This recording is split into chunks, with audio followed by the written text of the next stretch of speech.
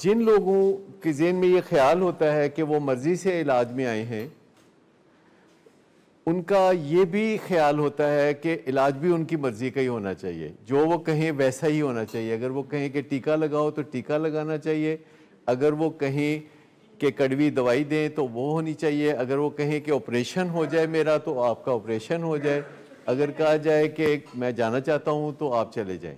जो लोग बड़ी मर्ज़ी से आते हैं वो 72 घंटे के अंदर ही अंदर उनकी मर्ज़ी पिघल जाती है, और जो लोग मर्ज़ी के बगैर आते हैं कोई 2 हफ्ते में वो डिसिप्लिन में आना शुरू हो जाते हैं। ये एक इशू है कि जो मर्ज़ी से आते हैं वो चाहते हैं कि इलाज उनकी मर्ज़ी से हो,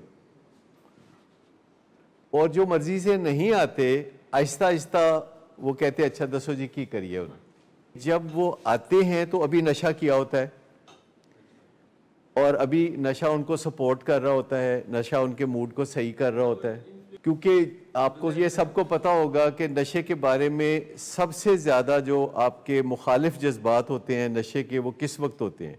जब किया होता है। जो भी इलाज में आता है या इलाज में नहीं आता, जब वो नशा छोड़ता है तो हर रोज़ उसके जिस्म में नशे का लेवल गिरता है, ऐसे गिरता है, क्योंकि नया नशा अंदर नहीं जा रहा और पुराना नशा जो है जिस्म निकाल रहा होता है। तो जब नशे का लेवल गिरता है तो साथ ही साथ उनका दिल बैठता है, क्योंकि वो नशे से खाली हो रहे होते हैं और खाली जो जगह होती है उससे क्रेविंग पैदा होती है। लिहाजा जो लोग भी कोई फ़ैसला करते हैं विल पावर के ज़रिए कि आइंदा वो नशा नहीं करेंगे, आइंदा वो जुआ नहीं खेलेंगे, आइंदा वो ज़्यादा खाना नहीं खाएंगे, आइंदा वो ये करेंगे या ये नहीं करेंगे, तो चंद दिन के बाद उनको उससे मसाइल होने शुरू हो जाते हैं, क्योंकि वही काम जो नहीं करने का होता, करने के फ़ौरन बाद ख्याल होता है कि मैं नहीं करूँगा, और चंद दिन गुजरने के बाद ख्याल होता है कि बस एक दफ़ा मैं कर लूँ, या ज़्यादा नहीं तो मैं थोड़ा कर लूँ, और उसके बाद फिर वो दोबारा फिसल के वापस उसी जगह जा गिरते हैं। और ये हमने देखा है कि जो बंदा भी मर्ज़ी से आता है वो 72 घंटे के अंदर अंदर ये बात ज़रूर कहता है कि लो जनाब मैं अपनी मर्ज़ी नाल आया सा तो मैं अपनी मर्ज़ी नाल ही चुक के ते जा रहा। अगर वो ये ना भी कहे तो ये ज़रूर कहते हैं कि फिर इलाज दे विच हुण मेरी मर्ज़ी चलनी चाहिए। एक्चुअली जो मरीज़ के दाखिले का सारा दारोमदार इस एक नुक्ते पे है कि आया वो इलाज के लिए अपने आप को पेश कर रहा है कि नहीं कर रहा। अगर कोई मरीज़ अपने आप को इलाज के लिए पेश करता है तो रेगुलर बुनियादों पर वो अगर आता जाता रहे, मिसाल के तौर पर इस सेशन हॉल में ही अगर आता रहे तो उसको कोई बहुत ज़्यादा फर्दर इलाज की ज़रूरत नहीं।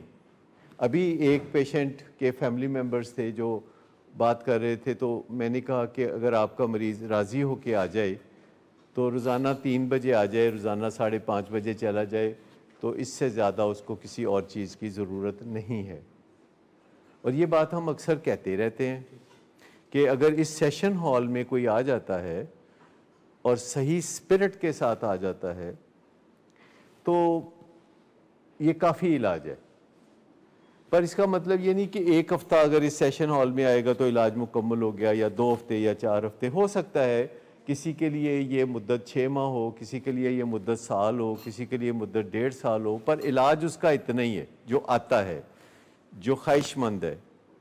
लेकिन ज़्यादातर लोग जब किसी बड़े एडवेंचर में पड़ते हैं, जैसे कि नशा छोड़ना, शराब छोड़ना, सिगरेट छोड़ना, किसी बड़े एडवेंचर में पड़ते हैं, तो वो शुरू में बड़े जोशो जज्बे से ये काम करते हैं, बाद में उनका जोशो जज्बा ठंडा पड़ जाता है, बाद में उनका जो इरादा है वो फिजल आउट हो जाता है, यानी बिखर जाता है, यानी टूट जाता है इरादा।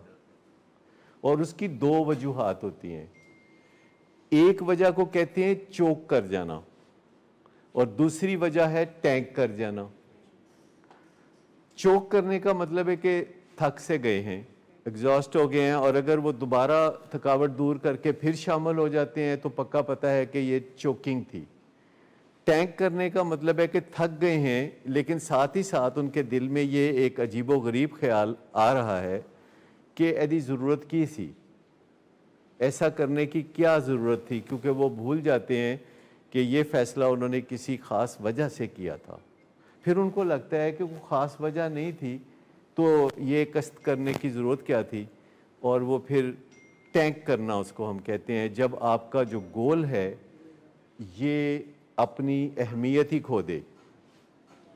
जैसे अगर कोई इम्तिहान में फ़ेल हो गया है तो दोबारा इम्तिहान देने के लिए अगर तैयार है, लेकिन वो कहता है कि मैं थका हुआ हूँ, ज़रा थोड़ा मैं वेट करके दोबारा इम्तिहान में मैं चला जाऊँगा, तो इसको कहते हैं चोक करना। लेकिन अगर कोई फेल हो गया, कहता है पढ़ाई का फायदा ही की सी, देखो ना बिल गेट्स भी थे ड्रॉप आउट सी ना।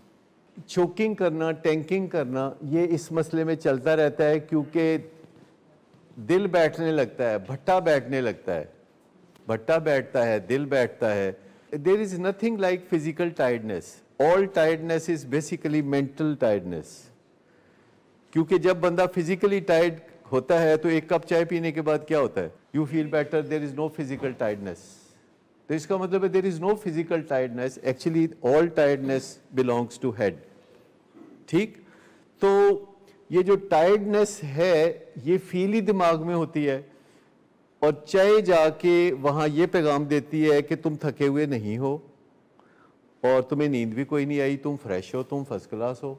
और बाकी नशे भी इसी तरह दिमाग में जाके मैसेज देते हैं कि तुम उदास कोई नहीं हो, तुम खुश हो, बल्कि चार चांद लगे हुए हैं, बल्कि बहुत सारे सितारे झिलमिला रहे हैं, बहुत सारी अगरबत्तियां जल रही हैं, आवाज़ें आ रही हैं, सब कुछ हो रहा है। तो everything belongs to the head, दिमाग में ही है सब कुछ।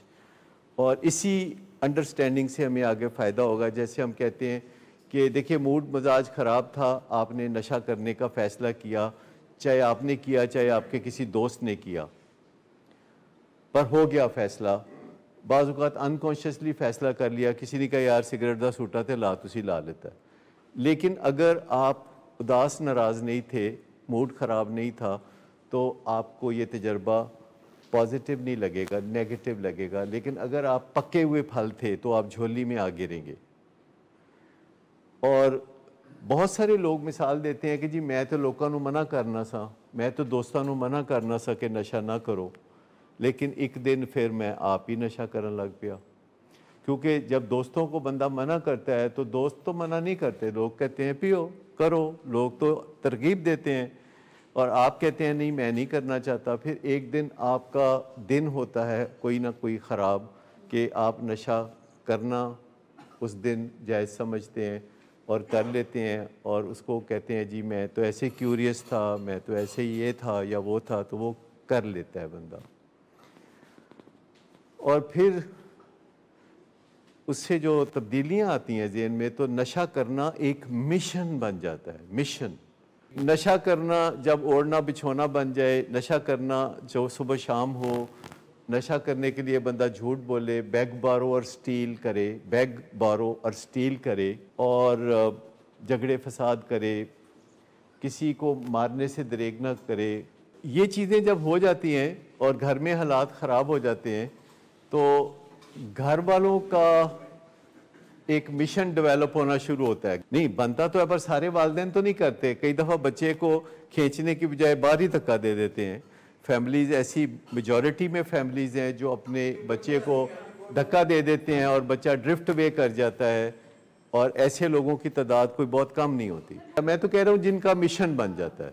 एक चीज़ कुछ लोगों के साथ होती है और कुछ लोगों के साथ नहीं होती, तो जिनके साथ होती है तो उनको तो पता होगा ना, मुझे तो पता नहीं होगा, पर उनको तो पता होगा ना कि अगर आपका मिशन बनता है तो क्यों बनता है मिशन। बुनियादी सवाल यह है कि जब घर वाले इस सिचुएशन को देखते हैं कि उनका पेशेंट या उनका बच्चा नशा करता है और नशे के बीमारी में डूबता चला जा रहा है, तो कुछ घर वाले जो कि बहुत ज़्यादा बड़ी तादाद में हैं, उसको धक्का दे के जान छुड़ा लेते हैं उससे, कुछ ख़वातीन ऐसे खामद से जान छुड़ा लेती हैं, और कुछ जो हैं उनके अंदर मिशन डेवलप हो जाता है कि इसकी ज़िंदगी को हमने नेचुरली कोई फैमिली ऐसी नहीं हो सकती कि जो फर्स्ट टाइम ही उसको घर से धक्का दे दे, लेकिन कोई फैमिली हो सकती है जो कि 90th टाइम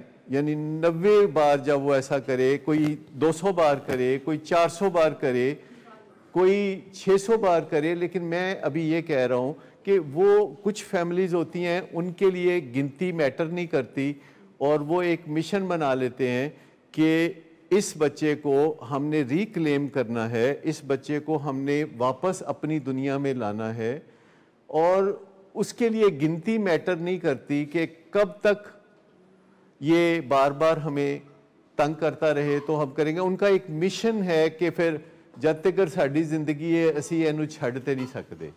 अनमैनेजेबिलिटी तो हर उस घर में आ जाएगी जहाँ कोई बंदा नशा करता है, अंधाधुंध बीमारी में मुब्तला होके, तो अनमैनेजेबिलिटी तो आ जाएगी। ये बाहर की कोई चीज़ नहीं है, ये कोई अंदर की चीज़ है जो मजबूर करती है, अंदर की चीज़। क्योंकि आहिस्ता आहिस्ता वक्त गुजरता गया तो 42 सालों में ने देखा है कि जो लोग मिशन पे होते हैं कहीं ना कहीं उनका डीएनए टेस्ट करें तो वो सेम होता है।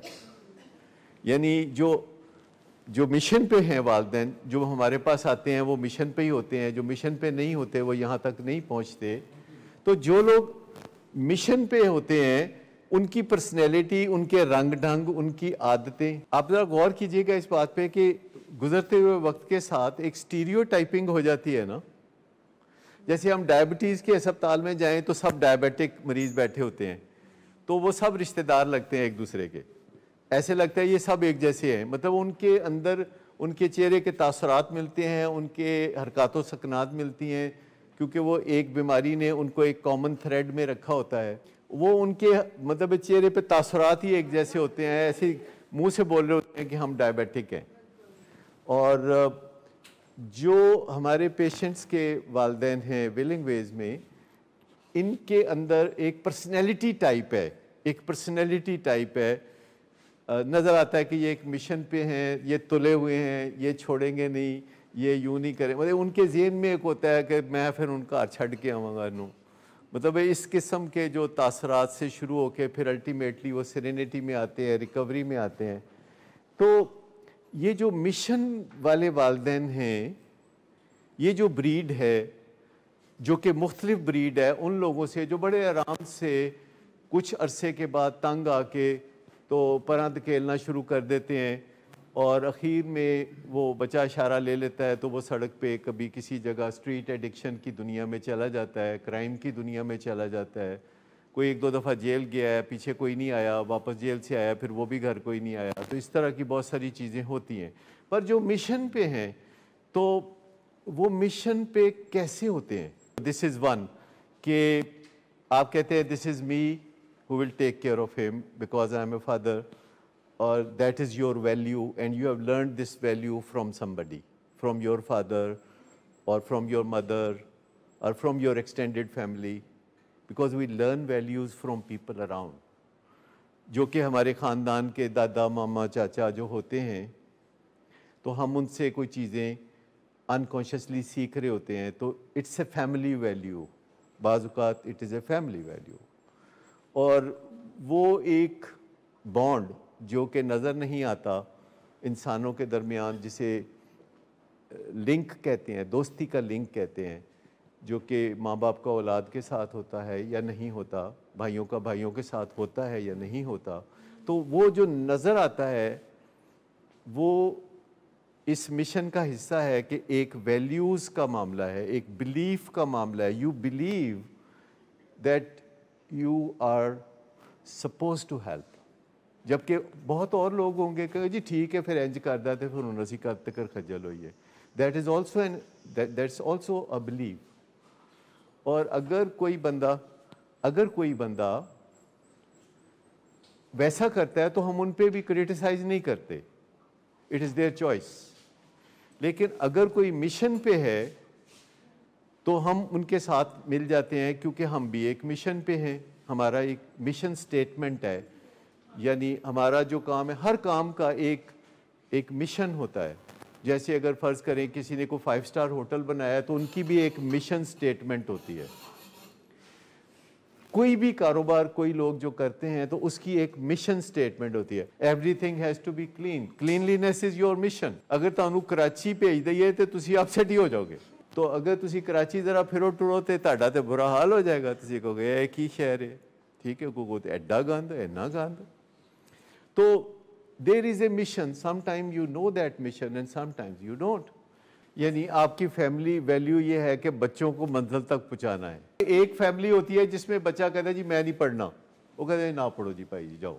एक फैमिली होती है कोई बच्चा कहता है मैं पढ़ना नहीं, सारी फैमिली में क़यामत आ जाती है, सारी फैमिली में ज़लज़ले आ जाते हैं और उस फैमिली में ये चीज़ होती है कि मंजिल तक पहुँचाना है, चाहे घेर घार के पहुँचाएँ चाहे किसी तरीके से पहुँचाएँ, तो मंजिल तक पहुँचाना है। तो आपकी फैमिली में बच्चों को मंजिल तक पहुँचाना एक मिशन आपको नज़र आया कहीं ना कहीं, क्योंकि हमारे घरों में बहुत सारी फैमिलीज़ ऐसी हैं कि जो बच्चों को तालीम दिलाने के लिए मंजिल तक पहुँचाने के लिए अपना घर बेच देते हैं। बहुत सारी फैमिलीज़ हैं बड़ी इजीली सारी उम्र की कमाई से बनाया हुआ घर, जब बच्चा कहता है कि जी मैंने अमेरिका पढ़ने जाना है तो वो आराम से घर बेच के तो उस बच्चे को अमेरिका भेज देते हैं और अमेरिका में फिर बच्चा सेटल हो जाता है, फिर वो मेमों की खिदमत करता है, फिर उसे सवाब होता है। मेजर वैल्यू ये है कि वो अपने बच्चे को मंजिल तक पहुंचाना चाहते हैं, क्योंकि उन्होंने 3 को पहुंचाया और चौथे ने ना पहुंच के उनको ये एहसास दे रखा है कि कोई नहीं कुछ नहीं। ये तो आपकी कसर नफसी है ना कि किसी को नहीं पहुंचाया, खुद ही पहुंचे हैं। ऐसा कुछ नहीं होता, बच्चे खुद ही नहीं पहुंचते।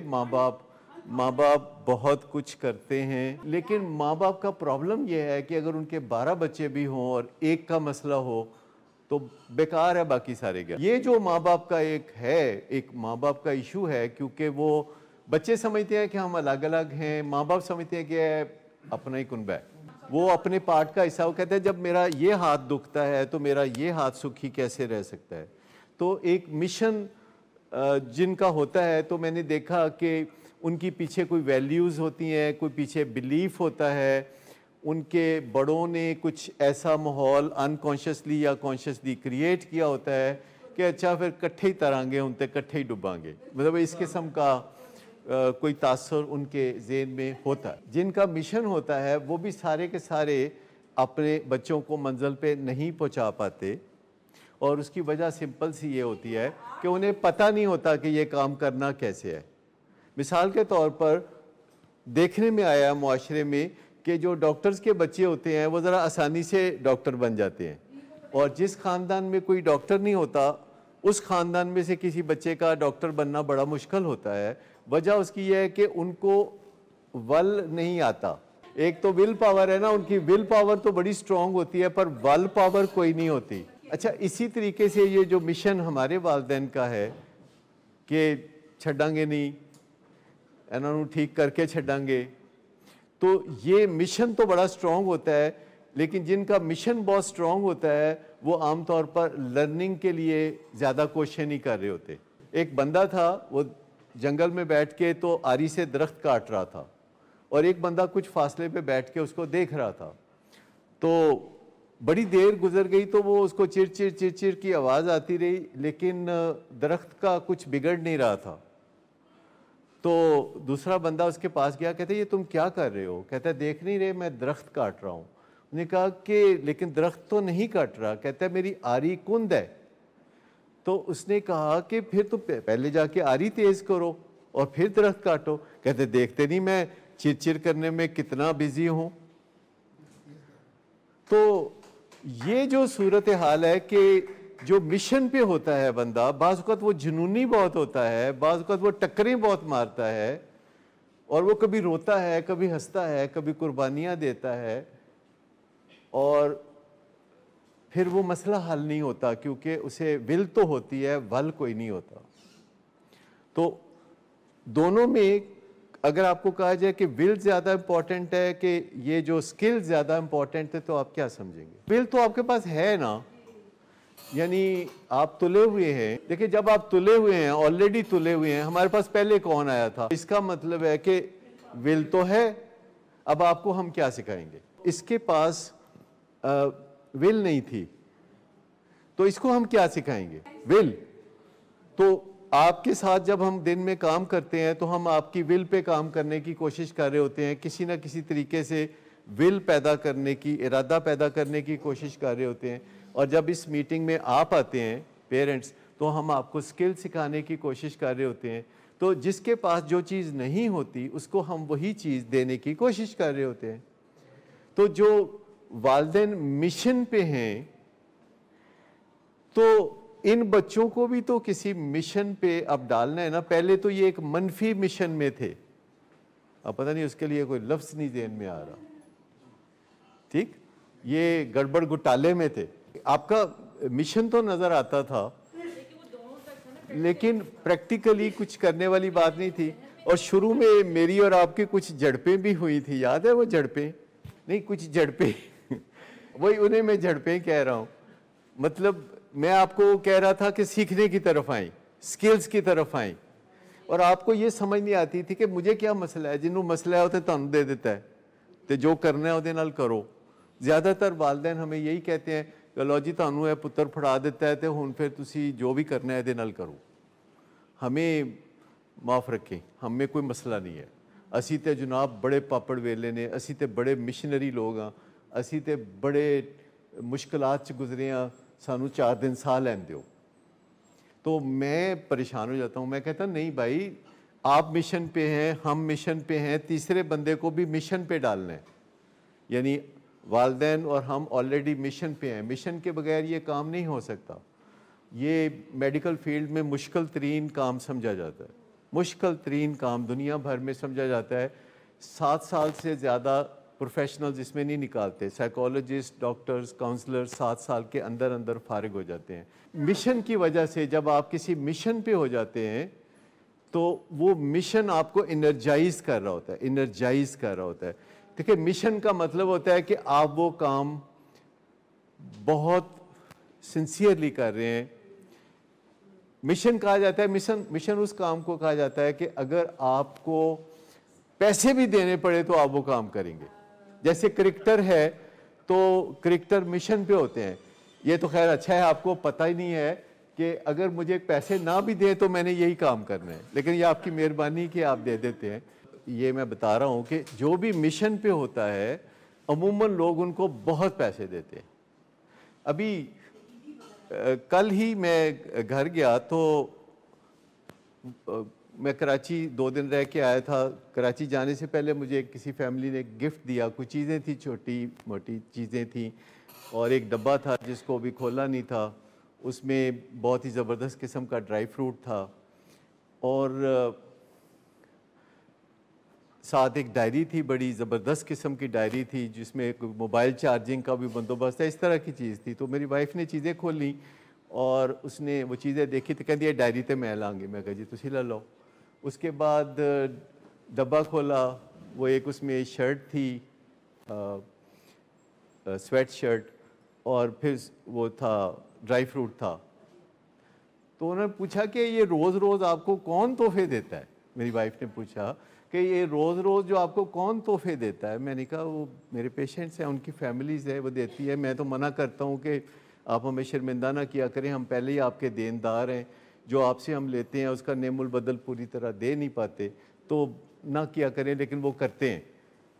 कितने अजीब लोग हैं कि पैसे भी देते हैं, फिर तोहफे भी देते हैं। मैं कहा यही तो गल मैं उन्होंने कई बारी कही है, वो सुनते नहीं। कहते नहीं, लेकिन मैंने समझ आती है कि ये तो आपको पैसे देते हैं, तोहफे भी देते हैं, अगर आपको पैसे दे के कुछ करना पड़े उनका तो आप फिर भी करेंगे, because she knows my fabric.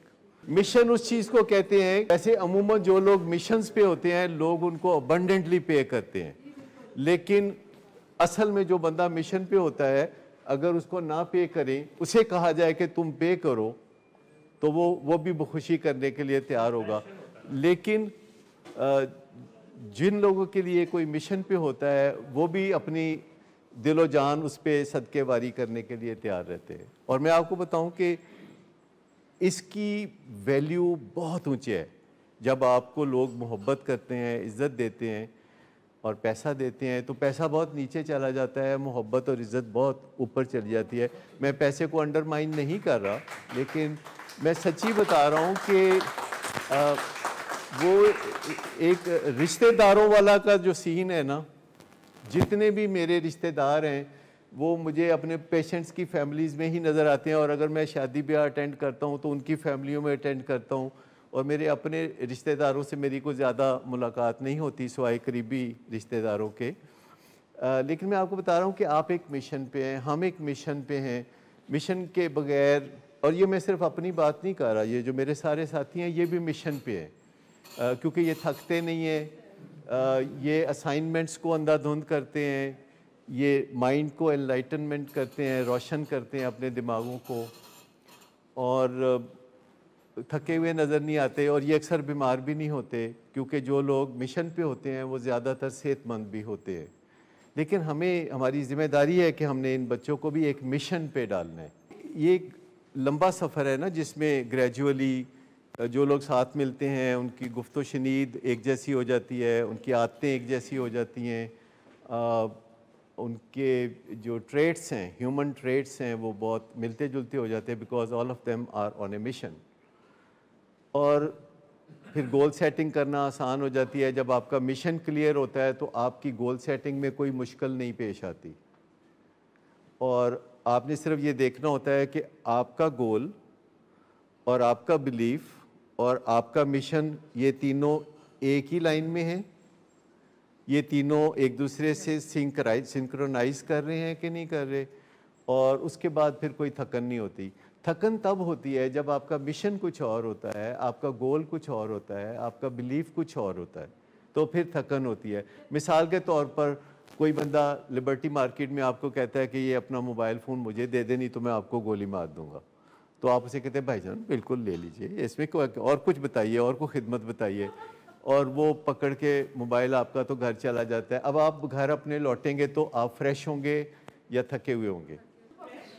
कितने ताड़ा मोबाइल, ताड़े मोबाइल कितने नहीं मैं ही खोलना मतलब कहने का है कि बहुत थके हुए होंगे आप, आपका कभी मोबाइल खोया नहीं।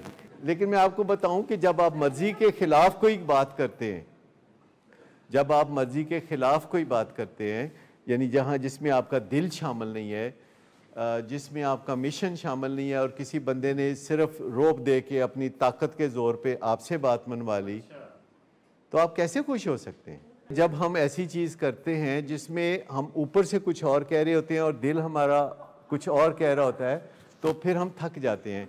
लेकिन जब हम ऐसा काम करते हैं कि जिसमें हम जो कर रहे होते हैं और जो सोच रहे होते हैं वो एक दूसरे के साथ अलाइनमेंट में होता है, तो हमें थकन नहीं होती।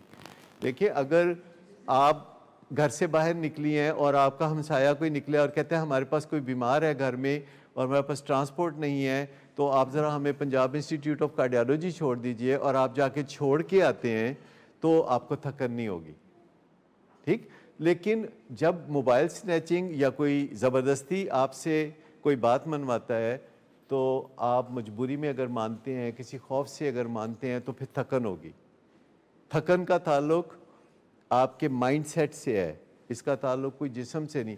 अगर कोई बंदा दिन में कई काम करे, मुख्तलिफ दफातर में जाके पहले शनाख्ती कार्ड बनवाए, फिर कुछ और करे, फिर कुछ और करे, और हर जगह उसका काम हो जाए, और हर जगह उसको वहाँ बैठा हुआ बंदा के वेलकम जनाब आपका शनाख्ती कार्ड ये लीजिए 5 मिनट में रेडी होके, ऐसा होता है दुनिया के कई ममालिक में। मैं यूके में एक दफ़ा गया और जाके तो मैंने एक बैंक में अकाउंट खोलना था, तो मेरा ख्याल था कि 2.5-3 घंटे तक किधरे नहीं गए।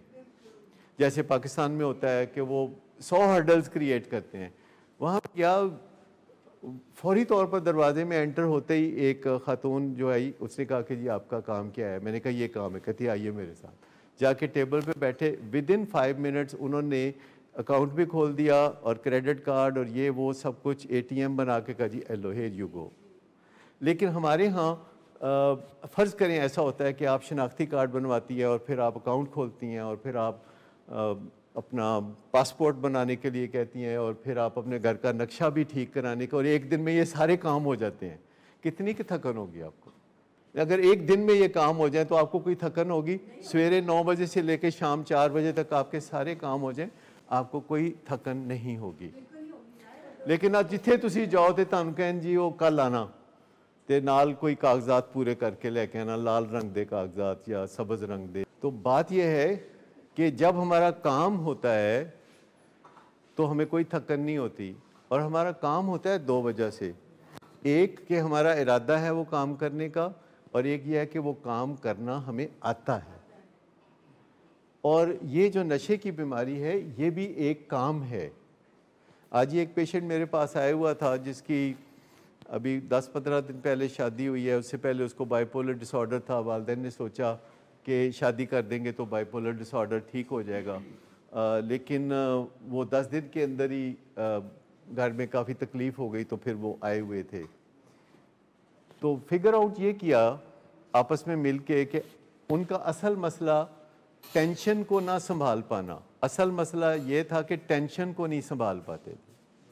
और उन्हें कहा कि टेंशन को आपको सीखना पड़ेगा कि टेंशन को कैसे मैनेज करें, टेंशन को मैनेज करना आपको सीखना पड़ेगा। कहते नहीं सीखने वाली केड़ी गल है, तुसी कह देता कि टेंशन नहीं लैनी तो अज तो मैं टेंशन लैनी नहीं। आप इससे एग्री करते हैं कि अगर किसी को कहा जाए कि टेंशन नहीं लेनी तो वो कहे अच्छा जी आइंदा तो नहीं लांगे टेंशन। तकरीबन ज़्यादातर डॉक्टर जब कोई डायबिटीज़ का मरीज़ आता है तो उसको कहते हैं टेंशन ना लिया करो, कहते नहीं लांगे। कोई ब्लड प्रेशर का मरीज़ आता है कहते हैं टेंशन ना लिया करो। दिल का मरीज़ आए डॉक्टर साहब की कहते हो तुसी उन्होंने जिहड़े मरीज़ तुहाडे कोल आए टेंशन नहीं लैनी, वो की कहते हैं अगों? हाँ बस ये बात आई गई हो गई ना। लेकिन असल में बात यह है कि किसी को ये कहना कि टेंशन ना लिया करें बेकार बात है। असल चीज़ है कि आप किसी को कहते हैं कि आप सीख लें कि टेंशन कैसे नहीं लेते। ये सीखने का काम है, क्योंकि आप अच्छी तरह जानते हैं कि कुछ लोग ज़्यादा टेंशन लेते हैं और कुछ लोग उन्हीं चीज़ों की कम टेंशन लेते हैं। क्या आप जानते हैं उन लोगों को जो कुछ चीज़ों की बहुत कम टेंशन लेते हैं और कुछ और लोग जो उन्हीं चीज़ों की बहुत ज़्यादा टेंशन लेते हैं? तो इसका मतलब है कि ये पर्सनल आपकी हैंडलिंग है कि आप टेंशन को कैसे हैंडल करते हैं। लोग चीज़ों को मुख्तलिफ तरीके से हैंडल करते हैं। जैसे कि कोरोना है तो उसको हाथ धो धो के हैंडल कर रहे हैं, मास्क लेके हैंडल कर रहे हैं, सोशल डिस्टेंस से हैंडल कर रहे हैं। कुछ लोग उसको अपनी फ़िज़िकल फिटनेस और इम्यूनिटी से हैंडल कर रहे हैं। वो अपने आप को सुपर फिट बना के तो वो इसको फेस करना चाहते हैं। तो लोगों के डिफरेंट तरीके होते हैं। तो टेंशन को अगर आप चाहते हैं कि आप परेशान ना हो टेंशन से, तो फिर आपको सीखना पड़ेगा। ये सीखने वाला काम है। और अगर आप चाहते हैं कि आपका बेटा या आपका फैमिली मेम्बर नशे की बीमारी से निकल आए और खुशहाल हो जाए और आप उसको रिक्लेम कर लें और वो आपके घर का स्टार बन जाए, तो फिर ये सीखने का काम है। ये इरादों का खाली काम नहीं है, ये विल का काम नहीं है। अगरचे पहला गियर विल से ही लगता है, पहला गियर तो यही है, लेकिन आगे दूसरा, तीसरा, चौथा, पांचवा ये स्किल्स के गियर है। और जब आप यहाँ आते रहते हैं तो अनकॉन्शियसली भी आपकी बहुत लर्निंग होती है। एक लर्निंग होती है कॉन्शियस लर्निंग, एक है अनकॉन्शियस लर्निंग। वो जो टेंशन वाले साहब थे आज तो कहते हैं मैं की करा, मैं कह जी आप वो नीचे सेशन में आया करें और वहाँ आप की टेंशन ठीक हो जाएगी। मैं आपको बताऊं कि जो इस हॉल में आके बैठ जाता है ना, तो समझें कि वो एक पहली बड़ी हर्डल अबूर कर लेता है। ये ऐसे ही है जैसे कोई बंदा किसी दरिया में कश्ती में बैठ के मछलियाँ पकड़ने निकल जाए और जाके जाल फेंक दे, तो इम्कान है कि वो जाल में मछलियाँ कुछ लेके ही। कल मैंने ये फिनोमेना परसों कराची में देखा। जो कराची विलिंग वेज है समंदर के किनारे, जो भी तकमील के करीब पहुँच रहा है, तो समंदर का पानी उससे आके टकराता है और वहाँ सामने कश्तियाँ होती हैं और शाम को वो 200-250 कश्तियों में लोग, हर कश्ती पे 2-2, 3-3 लोग बैठते हैं। मोटर बोट से वो पावर्ड होती हैं और ऊपर रंग बिरंगी उन्होंने बत्तियां अपने दिल खुश करने के लिए लगाई होती हैं, कोई म्यूज़िक लगाया होता है और उसके बाद वो एक ख़ास टाइम पे मगरिब के करीब वो निकल जाते हैं। मगरिब के बाद वो निकल जाते हैं और रात को कहीं दूर जाके पता नहीं कहाँ जाके वो मछलियाँ जो पकड़ के अपने कश्ती में डालते हैं, तो ला के वो वहाँ फ़िश मार्केट में वो मछलियाँ जो है वो अपनी सस्ते दामों बेच देते हैं, क्योंकि उनको फौरी कैश चाहिए होता है। वो वहाँ की खूबसूरती यही है, हॉक्स बे मशहूर इसीलिए है क्योंकि वो बड़ी रिच किस्म की शोर है। सी शोर्स जो होते हैं कुछ रिच होते हैं, कुछ पुअर होते हैं। अगर मैं बिलिंग वेज के साइड के दरवाजे से उतर के साहिल पे करीब जाऊं तो बाज़ औक़ात वहाँ जो गड़ा सा होता है वहाँ मछलियाँ एक दो फुड़क रही होती हैं, तो बंदा पकड़ लेता है, आके पका भी लेते हैं। इसके अलावा झींगे, केकड़े और बहुत सारी, तो पानी आता है तो उनको फेंक के कई दफ़ा तेज़ी से वापस निकल जाता है, और वो मछलियाँ एक्चुअली वेट कर रही होती हैं कि पानी का जो वेव है वो दोबारा आए तो उसके साथ ही वो चली जाए। तो इतने में बाहर से कई दफ़ा हम पकड़ के वो खा भी लेते हैं। अच्छा, मछली पालने का मैंने नहीं देखा आज तक किसी को शौक हो। मछलियाँ अमूमन एक्वेरियम्स होते हैं, वो पालनी, वो खाने वाली नहीं होती वो मछलियाँ। अच्छा, मैं ये कहना चाह रहा हूँ कि इस हॉल में जब आप कोई बैठता है और बातचीत चल रही होती है, कभी आप बात करते हैं, कभी आप बात करते हैं, कभी आप और कभी मैं बात करता हूँ, तो कई दफ़ा हम नहीं भी सीखना चाहते तो कुछ सीख लेते हैं, कई दफ़ा नहीं भी सीखना चाहते। तो मैंने उनको कहा कि अगर आप टेंशन से निजात चाहते हैं तो बड़ा आसान तरीका मैं आपको बताता हूँ कि आप यहाँ पे आके तो 2 घंटे गुजार लिया करें। आपको चंद दिनों के अंदर अंदर जो बहुत बड़ी बड़ी मुसीबतें लगती हैं वो छोटी छोटी मुसीबतें लगने लगेंगी, और जो छोटी छोटी मुसीबतें हैं वो मुसीबतें महसूस ही नहीं होंगी। आप अपने मिशन को डिस्कवर कर लेंगे, आपको मुख्तलिफ़ सिचुएशंस में दूसरे लोग कैसे हैंडलिंग करते हैं वो आपको पता चल जाएगा। यहाँ आप एक दूसरे से बहुत सीखते हैं। और मंडे को एक सेशन अब शुरू हुआ है, जो कल उसका पहला सेशन था, जिसे हम पेंटागन सेशन कहते हैं, जिसमें सिर्फ पेरेंट्स होते हैं और उनके पेशेंट्स होते हैं, और वो आपस में बैठ तो एक दूसरे से, मुझे उन्होंने बाद में फ़ीडबैक दिया कि हमने बहुत सीखा है डॉक्टर साहब, आपने ये बहुत अच्छा किया है, हमें अब पता चला है कि हमें पता चल गया है। ये बात भी होती है, बाज़ औक़ात पता ही नहीं होता कि हमें पता चला है कि नहीं चला, लेकिन वो पेंटागन सेशन में आने से ये डेफिनेटली पता चलता है कि हमें पता चल गया है। और आप में से सबके कोई ना कोई तजर्बात होते हैं, आपने उससे नताइज अख़ज़ किए होते हैं, और जब आप बहुत ही कोई अच्छा नतीजा अख़ज़ करते हैं अपने किसी तजर्बे से, और फिर आप अपने किसी दोस्त को बताते हैं कि ए काम मैं करके देखा सी, एदे विच बड़ी कामयाबी है, तो ऐसे राज आप अपने फिर करीबी दोस्तों को बताते हैं। जैसे ख़वातीन अपनी अपनी रेसिपीज़ नहीं बताती कि ये मैंने इस तरह किया, तो मैंने उस तरह किया। तो ये जो तरीक़ाकार होता है कि अच्छा खाने में नमक ज़्यादा हो गया तो कहते हैं आटे का पेड़ा जो है वो बीच में डाल दें तो वो नमक को अपनी तरफ ले लेता है, कुछ तो नमक कम हो जाता है। लेकिन एक दिन हमारे कुक ने वो पेड़े समेत मुझे खाना खाने के लिए दे दिया था। तो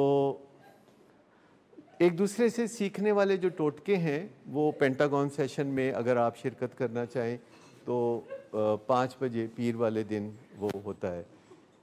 आज हमने मिशन की बात की कि you are already on a mission. हमने आपका मिशन डेवलप नहीं किया, हमने आपका मिशन डिज़ाइन नहीं किया, you are already on a mission. हमने सिर्फ आपको बताया है कि आपके मिशन में मोटिवेशन तो बहुत है, विल तो बहुत है, पर स्किल नहीं है। और अगर आप अपने मिशन में स्किल डाल दें तो आपका मिशन बहुत मज़ेदार और कामयाब हो जाएगा। और हमारे जो पेशेंट हैं इनके पास जो है विल नहीं है, विल नहीं है ज़िंदगी बनाने की, अपनी ज़िंदगी को निखारने और संवारने की विल नहीं है। ये अपने आप को नशे के हवाले करने के बाद मायूस हो गए, क्योंकि एक दो कोशिशें आधी पौनी इन्होंने की और उससे फिर काम नहीं बना, तो उन्होंने कहा छड्डो परा। क्योंकि बहुत सारे लोग हैं जो एक दो नाकामियों के बाद सीख लेते हैं कि बेबसी ही ज़िंदगी है। इसको हम अंग्रेज़ी में लर्नड हेल्पलेसनेस कहते हैं। सो क्लियरली आपको पता चल गया कि आपको और आपको स्किल्स चाहिए, आपके पास विल बहुत है और आपके पास स्किल्स बहुत हैं, बहुत करो हो तुसी जो करना चाहते हो कर ही लेंदे हो ना। मुझे बताओ कि जो करना चाहते हो कर ही लेंदे हो ना। जो भी करना चाहते हो। कभी ऐं तो नहीं हुआ कि कोई काम पुट्ठा करना चाहते हो ना कर सके हो? तो इसका मतलब है करूँ तो आप हैं, ठीक है। करूँ कहते हैं अंग्रेजी में, क्या कहते हैं भला करूँ? एग्जेक्टिव, एग्जेक्टिव, एग्जीक्यूट करने वाला, एग्जीक्यूट से एग्जेक्टिव। तो करूँ तो आप हैं।